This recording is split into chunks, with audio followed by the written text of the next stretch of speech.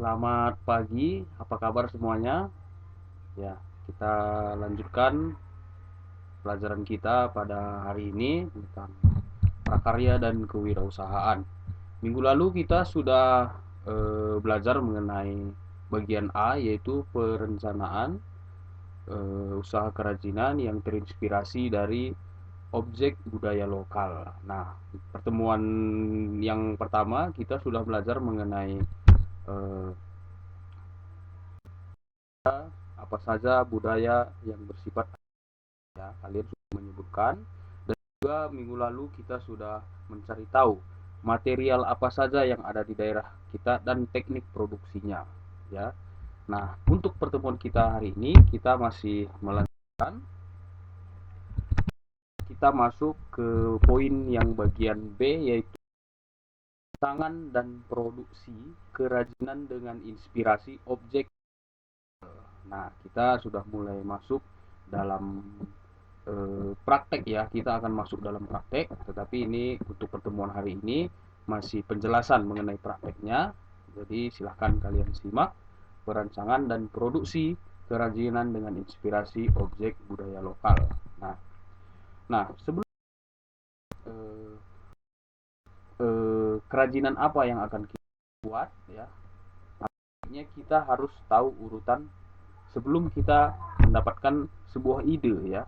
Yang pertama, kita sudah belajar di awal, yaitu mengenai potensi objek budaya, ya. Yang ini budaya lokal. Saja kemarin itu ada rumah adat, senjata tradisional, dan lain sebagainya, alat musik dan lain sebagainya. Nah, minggu lalu kita juga sudah belajar material apa saja yang ada di daerah kita dan teknik apa saja. Ada teknik anyam, ada teknik pahat, Bapak sudah jelaskan, ya. Nah, dari kedua ini kita akan gabungkan yang akan menghasilkan sebuah kerajinan, ya. Jadi nanti akan ada hubungannya. Kerajinan itu harus berpengaruh dari objek budaya lokal apa yang akan diambil, kemudian potensi material apa yang ada di daerah kita, misalnya bambu, dan kemudian tekniknya bagaimana. Nah, ini adalah urutannya. Cukup jelas ya sampai di sini. Nah, ini Bapak ambil contohnya dari buku paket kalian, nanti kalian bisa lihat. Nah, objek budaya lokal di daerah ini itu Jawa Tengah, ya. Ada yang pernah ke sini, ke Candi Borobudur. Nah, ini menjadi inspirasi untuk membuat logam menjadi sebuah kerajinan logam yang sebelah kanan. Ini di dalamnya terdapat motif atau gambar dari candi tersebut. Nah, ini adalah prosesnya. Kemudian materialnya apa? Logam. Nah, tekniknya biasanya ini adalah teknik cetak, ya. Kalau logam seperti ini, ya. Contoh lain, misalnya di daerah tersebut ada ciri khas, yaitu becak. Becaknya itu bisa dibuat menjadi sebuah kerajinan. Nah, ini mungkin tempat atau miniatur dan lain sebagainya. Objek budaya kendaraan becak yang terinspirasi menjadi sebuah kerajinan yang mengambil material dari logam. Nah, ini masih material yang sama. Kemudian ini ada pakaian adat. Pakaian adat juga bisa dijadikan menjadi inspirasi dalam membuat sebuah kerajinan. Kerajinan apa yang dihasilkan dari pakaian adat ini? Yaitu miniatur mainan atau tempelan kulkas, ya, seperti ini. Nah, dari objek budaya pakaian adat Minangkabau, ya. Nah, ini adalah contoh penerapannya. Contoh lain yaitu eh, kapal pinisi. Objek budaya merupakan kearifan lokal bangsa Indonesia. Nah, dijadikanlah menjadi sebuah miniatur, ya. Bahannya di sini banyak, ya. Ada yang dari kertas koran, ada yang dari kayu dan kulit, ya. Ini dari pinisi keluar dari kayu pelepah, ya, pelepah kelapa dan kertas koran. Nah, ini materialnya bisa macam-macam dan objek budayanya masih tetap sama, ya. Contoh lain penerapannya itu ada rumah adat daripada ini rumah adat Toraja, ya, Tongkonan. Nah, ini dari Toraja, ya. Ini bisa dijadikan menjadi sebuah miniatur yang terbuat dari material kayu. Ada juga yang menjadi tempat sendok atau tempat pensil, ya, seperti ini, ya.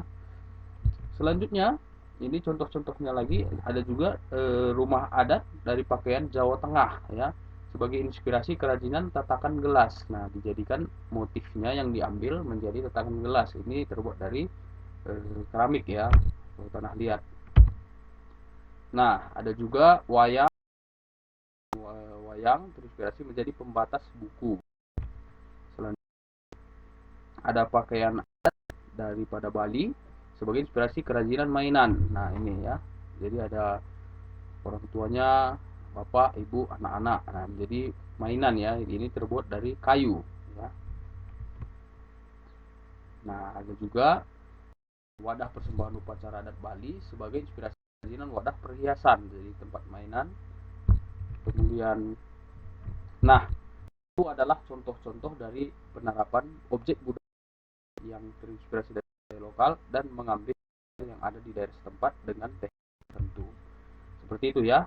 Nah, kita akan masuk ke dalam pencarian ide. Pencarian ide itu apa saja yang harus kita pikirkan. Kadang mencari ide itu memang sifatnya tidak memerlukan tenaga, tetapi terus ada hal-hal yang harus dipikirkan untuk membuat sebuah kerajinan yang tepat ya. Pertama yang harus di objek budaya lokal apa yang akan menjadi inspirasi, misalnya seperti tadi ada pakaian adat, ada rumah adat, wayang, ada sandi dan lain sebagainya. Yang kedua, produk kerajinan yang akan dibuat, produknya apa, misalnya tatakan gelas seperti yang tadi, ada miniatur, mainan dan lain sebagainya.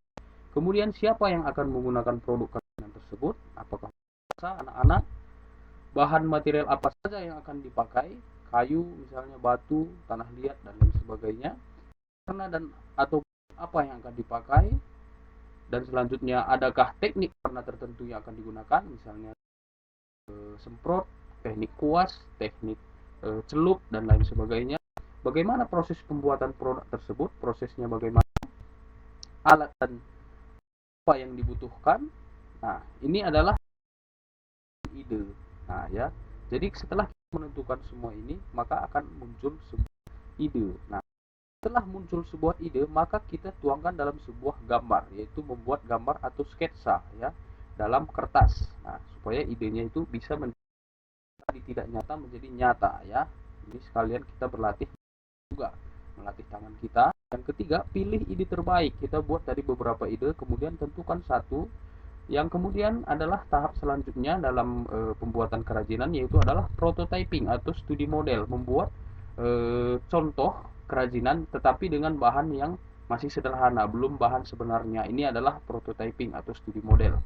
Kemudian yang bagian selanjutnya itu adalah perencanaan produksi ya, persiapan bahan, mulai memproduksi dan sampai finishing. Nah, urutan ini kita sudah belajar ya di semester 1, jadi ini hanya sifatnya mengulang. Nah, mungkin untuk materi kita hari ini cukup sekian. Kalian Bapak minta kerjakan yang ada di layar tersebut. Ada 7 pertanyaan di sini, yaitu ini tugas individu ya, tugas individu. Pengembangan desain dan persiapan produksi kerajinan dengan inspirasi objek budaya lokal. Nah, nanti kalian bisa baca di layar. Nomor 1, cari ide produksi kerajinan dengan inspirasi objek budaya lokal yang akan dibuat. Pencarian ide dapat dilakukan dengan curah pendapat atau brainstorming dalam kelompok. Nah, tapi ini individu saja karena kita belum diizinkan untuk berkelompok. Kemudian yang kedua, buat beberapa sketsa ide bentuk dari produk tersebut. Pertimbangkan faktor estetika dan kenyamanan menggunakan dari penggunaan dari produk tersebut. Yang ketiga, pilih salah satu ide bentuk yang paling baik. Yang keempat, pikirkan dan tujuan teknik-teknik yang akan digunakan untuk membuatnya serta bahan dan alat yang dibutuhkan. Yang kelima, buatlah produk tersebut. Proses pembuatan model ini dilakukan untuk mengetahui bahan, teknik, dan alat yang tepat untuk digunakan pada proses produksi yang sesungguhnya. Yang keenam, buat petunjuk pembuatan produk tersebut dalam bentuk tulisan maupun gambar. Yang ketujuh, susunlah semua sketsa, gambar, studi model, daftar bahan dan alat serta petunjuk pembuatan yang dibutuhkan ke dalam sebuah laporan portofolio yang baik dan rapi. Nah, ini adalah tugas prakteknya. Instruksinya cukup jelas. Kalau misalnya ada yang masih belum jelas, silahkan kalian tanyakan langsung kepada Bapak. Jadi, untuk tugas yang pertama ini, untuk pertemuan hari ini, kalian sudah menemukan kerajinan apa yang akan kalian buat. Kalian bisa cari-cari di internet contohnya, inspirasinya bagaimana, motifnya bagaimana. Nanti kalian buat dulu sketsanya, kalian foto dulu sketsanya, baru kirim ke Bapak. Nanti kalau misalnya sketsanya itu sudah Bapak ACC, sudah Bapak setujui, baru kalian lanjutkan ke dalam pembuatan